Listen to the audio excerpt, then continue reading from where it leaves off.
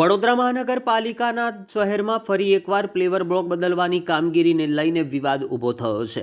માત્ર 15 વર્ષમાં ફરી પેવર બ્લોક નાખવાની તૈયારી સામે કોંગ્રેસ એક્શન મોડમાં આવી અને આ નિર્ણયને પ્રજાના પૈસાની વેડફાટ ગણાવી વિરોધ નોંધાવ્યો છે. પાલિકાની તિજોરી પર ભાર હોવા છતાં પેવર બ્લોક નાખવાના નામે અંદાજિત ₹2.5 કરોડ રૂપિયાનો ખર્ચ થયો હોવાનું સામે આવ્યું છે. મંગળ બજાર વિસ્તારમાં હાલ જૂના પેવર બ્લોક કાઢીને નવા નાખવાની કામગીરી શરૂ કરાઈ છે, જેને લઈને રાજકીય ગરમાવો વધ્યો છે. કોંગ્રેસના અગ્રણીઓનું કહેવું છે કે જ્યાં માત્ર રિપેરિંગથી કામ થઈ શકે છે ત્યાં સંપૂર્ણપણે નવા પેવર બ્લોક નાખવાની કોઈ જરૂર નથી. તેમણે આરોપ લગાવ્યો છે કે હજી ઉપયોગમાં લઈ શકાય તેવા જૂના પેવર બ્લોક દૂર કરીને નવી કામગીરી કરવી એ સ્પષ્ટ રીતે નાણાંની બરબાદી સમાન છે. કોંગ્રેસે આ કામગીરી પાછળ સ્થાનિક કોર્પોરેટરના સૂચન જવાબદાર હોવાનું પણ જણાવ્યું હતું.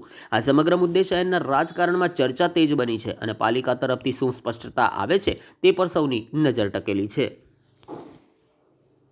આ મંગળ બજારનો વિસ્તાર જ્યાં સિટીનું હાર્ટ કહેવાય અને જે મધ્ય ગુજરાતનું સૌથી મોટું બજાર કહેવાય કે જ્યાં લગ્નની સિઝન ચાલી હોય, લોકો દૂર ગામડાથી આવતા હોય ખરીદી કરવા માટે.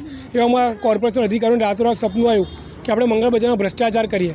તો ભ્રષ્ટાચાર કરવો તો કઈ રીતે કરો? તેમની જે 5 કરોડની ગ્રાન્ટ પડી હતી રોડ ખાતામાં, એમાંથી એમને 1,69 લાખની ગ્રાન્ટ આ પેવર બ્લોક પાછું વાપરી.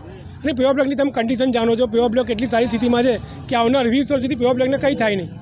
પેવર બ્લોક 80 mm છે ને ખૂબ જ સારા છે. તે છતાં પણ રાતોરાત તમને પેવર બ્લોક 80 mm ની જગ્યાએ 60 mm નાખ્યા. આ વિસ્તાર એવો છે કે જ્યાં હેવી વ્હીકલ નથી આવતા, મોટી ગાડીઓ નથી આવતી અને પેવર બ્લોકની કન્ડિશન સારી છતાં પણ રાતોરાત આ પેવર બ્લોક બદલી શું કામ થયું એ મુખ્ય સવાલ છે. અમારા ત્યાંના કમિશનર અરુણ મહેશ બાબુ જે 65 લાખના લાઈવ કોન્સર્ટ કરતા હોય, સંગીત પ્રેમી નૃત્ય પ્રેમી બતાવતા હોય અને ગરબાના તાલે ઝૂમતા હોય, એ 60-70 લાખનો ખર્ચો અહીંયા ડ્રેનેજ સિસ્ટમ પાછળ કર્યો હોત તો જનતાને શુદ્ધ ચોખ્ખું પીવાનું પાણી મળતું અને વરસાદના સમયમાં પાણી ભરાતા નિકાલ મળતો.